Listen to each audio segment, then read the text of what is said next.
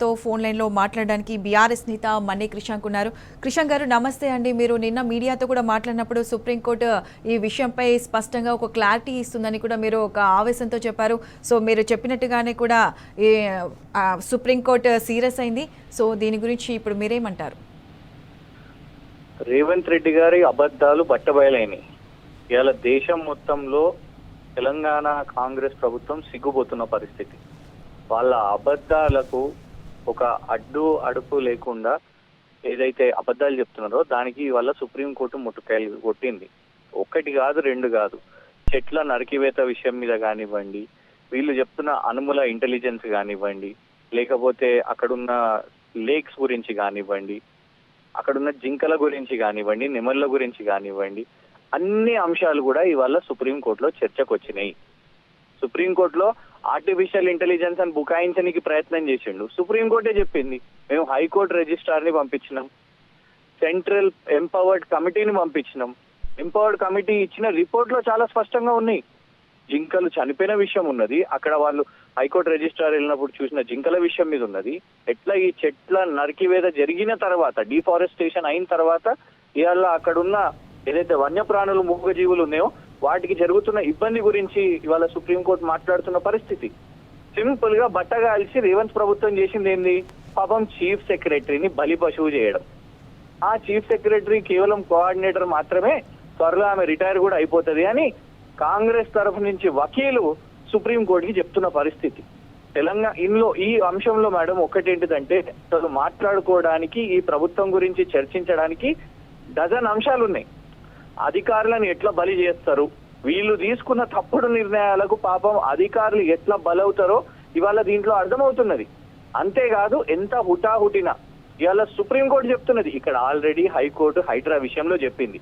మీకు శని ఆదివారాలే దొరికిందా? సామాన్య ప్రజల మీద బుల్డోజర్ తీసుకుపోయి ఇల్లు కూల్చేస్తున్నారు, ఇది తప్పు అని ఇక్కడనే హైకోర్టు హైడ్రా విషయంలో చెప్పినా బుద్ధి తెచ్చుకొని రేవంత్ ప్రభుత్వానికి ఇలా సుప్రీంకోర్టు కూడా అన్నది, మీరు 3 రోజులు సెలవు రోజులు చూసుకొని మీరు పోయి ఆ చెట్లను నరికేసిండ్రు. ఈయనేదో అలేర్లేదు ఆర్టిఫిషియల్ ఇంటెలిజెన్స్ అంటే చెట్లు నరికింది వాస్తవం కాదా? ఇవి పక్కన పెట్టండి, మీరు మీ ఆర్టిఫిషియల్ ఇంటెలిజెన్స్ ఇవన్నీ పక్కన పెట్టండి, ఈ జరిగిన వాస్తవాల గురించి మాట్లాడండి అని చెప్పిన పరిస్థితి ఇవాళ.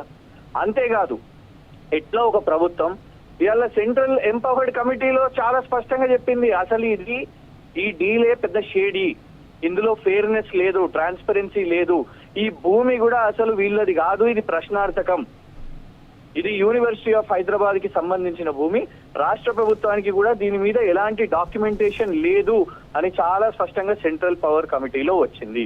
దాన్ని ఇవాళ సుప్రీంకోర్టు దగ్గర కూడా ప్రస్తావన పెట్టిండ్రు. ఎట్లా ఒక అడవిని అమ్మేసి 10,000 కోట్లు గిరివి పెట్టి నువ్వు 10,000 కోట్లు తీసుకొని వచ్చినావు అనేది కూడా సుప్రీంకోర్టులో చర్చకు వచ్చింది. రేవంత్ గారి ప్రభుత్వం ఈ కేసు ఓడిపోయిన పరిస్థితి. ఎందుకంటే అబద్ధాలతో నువ్వు ఒక్కసారి అబద్ధం చెప్పగలుగుతావు, 2 సార్లు అబద్ధం చెప్పగలుగుతావు. నువ్వు ఇక్కడ తెలంగాణ ప్రజలను మోసం చేసినావు, కానీ హైకోర్టుని సుప్రీంకోర్టుని మోసం చేయలేకపోతున్నావు కదా. ఇలా స్పష్టంగా ఇదంతా కూడా బట్టపై బహిరంగంగా వచ్చినా కూడా ఒకటే మేము రేవంత్ రెడ్డి గారు చెప్తున్నాం, వేస్తావా నువ్వు తప్పుడు కేసులు మా మీద వేసినావు. ప్రతిపక్షాలు మాట్లాడుతుంటే బీఆర్ఎస్ వాళ్ళు సోషల్ మీడియాలో ఇవే నిన్ను నిలదీస్తే, ఇవే అక్కడ ఉన్న డ్రోన్ విజువల్స్, చెరువు విషయం కానివ్వండి, అక్కడ ఉన్న చెట్లను నరికివేసిన విషయం మీద కానివ్వండి, డ్రోన్ విజువల్స్ చేస్తే నువ్వు కేసులు వేసినావు కదా. ఇలా సుప్రీంకోర్టు కూడా చెప్తుంది, మేము కూడా చనిపోయిన జింకలను చూసినాము అని చెప్తున్నది. సుప్రీంకోర్టుకి రిపోర్టు కూడా అందింది. మరి సుప్రీంకోర్టు మీద కూడా రేవంత్ రెడ్డి కేసులు వేస్తాడా ఏంది? తప్పుడు కేసులు వాళ్ళ పోలీసులను పెట్టి వేస్తాడా? ఇప్పటికైనా బుద్ధి తెచ్చుకోవాలి రేవంత్ రెడ్డి. ఇప్పుడు కోర్టు చెప్పింది, కోర్టు చాలా స్పష్టంగా ఇందులో ఈ 100 ఎకరాల్లో మీ ప్లాన్ ఏంటిది, దాన్ని రెస్టోర్ ఎట్లా చేస్తారు, మళ్ళీ ఎట్లా అక్కడ చెట్లు ఎట్లా వస్తాయి, అక్కడ ఉన్న ఏదైతే వన్యప్రాణులు ఉన్నాయో వాటిని వైల్డ్ లైఫ్ వార్డెన్ కాపాడాలి అని డైరెక్షన్స్ కూడా ఇచ్చిండ్రు. సో ఈ రియల్ ఎస్టేట్ రేవంత్ ఇప్పటికైనా తెలుసుకోవాలి, ఎట్లా భూ ఆక్రమణలు చేయాలి, ఎట్లా భూదందాలు చేయాలి అనేది. ఆయన అన్నాడు కదా, రియల్ ఎస్టేట్ ఎక్స్పర్ట్ ని నేను అని. ఇక్కడ బోల్తా పడ్డది.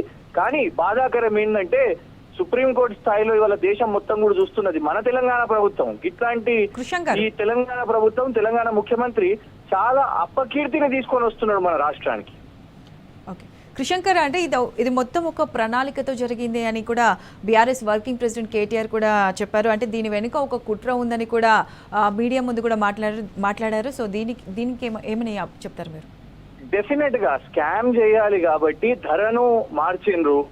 ఇవాళ సుప్రీంకోర్టు కేవలం ఎన్విరాన్మెంటల్ యాంగిల్లో మాట్లాడింది కానీ అమికస్ క్యూరీ ఎవరైతే సెంట్రల్ ఎంపవర్ కమిటీ కూడా ఇచ్చింది ఏంటంటే ఇందులో 10,000 కోట్లు మార్గేజ్ తీసుకున్నారు. కేటీఆర్ గారు అన్నట్టు 100% ఇందులో కుట్ర ఏంటిది అని అంటే ప్రభుత్వంలో ఉన్న ఐఏఎస్ అధికారులే 2024 జూన్లో నవీన్ మిట్టల్ గారు ఐఏఎస్ అధికారి రెవెన్యూ డిపార్ట్మెంట్ దీనిని 75 కోట్ల రూపాయలు ప్రతి ఎకరానికి చూపెట్టారు జియో నంబర్ 54లో చాలా స్పష్టంగా. ఆ తర్వాత ఐఏఎస్ శశాంక గారు కూడా ప్రొసీడింగ్స్ లో ఇదే దాన్ని 75 కోట్లు ప్రతి ఎకరానికి చూపెట్టారు. కానీ ఒక ప్రైవేట్ వాళ్లకు వీళ్ళు బీకాన్ ట్రస్టీషిప్ అనే వాళ్ళ దగ్గరికి వెళ్ళి 10,000 కోట్లు తీసుకోవడానికి ఇది కాస్త 75 కోట్లు ఇంటూ 400 ఎకరాలంటే 30,000 కోట్లు. కానీ దాన్ని మొత్తం కుదించి 52 కోట్లు తగ్గించారు ప్రతి ఎకరానికి. అంటే 52 ఇంటూ 400 20,800 కోట్లు అనుకుందాం సుమారు. అంటే 9,200 కోట్లు ఎక్కడికి పోయినాయి, ఎవరి జేబులకు పోయినాయి? ఏఐసిసి జేబులకు పోయినాయా లేకుంటే రేవంత్ రెడ్డి గారు వారి సోదరులు ఈ మధ్య మొత్తం విదేశాలకు హవాలా డబ్బులు పంపిస్తున్నారు అక్కడికి పోయినాయా? ఎట్లా 30,000 కోట్ల భూమి ఆ విలువ ప్రభుత్వ ఐఏఎస్లే చెప్పిన దాన్ని ఒక ప్రైవేట్ ఫర్మ్ 9,200 కోట్లు తగ్గించి ఎట్లా చేసిండ్రు? డెఫినెట్ గా రానున్న రోజుల్లో ఈ ప్రశ్నలు కూడా వస్తాయి.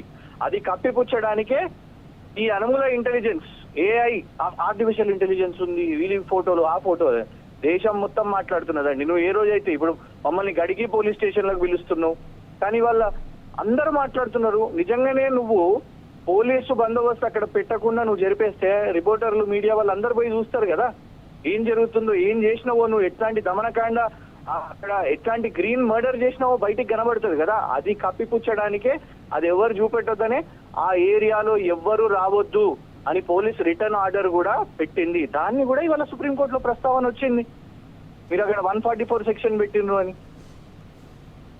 రైట్ రైట్ క్రిషంక్ గారు, మీ అభిప్రాయాన్ని వ్యక్తం చేసినందుకు థ్యాంక్ యూ.